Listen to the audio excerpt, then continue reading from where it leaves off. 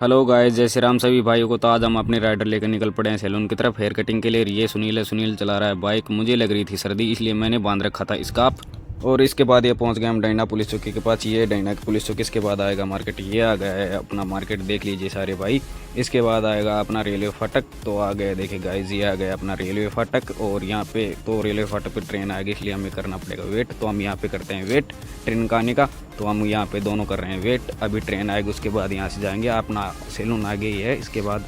तो गाइस काफ़ी लोग यहाँ पे ट्रेन का आने का वेट कर रहे हैं और अभी ट्रेन आने वाली है। मैं दिखाता हूँ आपको, ये आ गई है ट्रेन।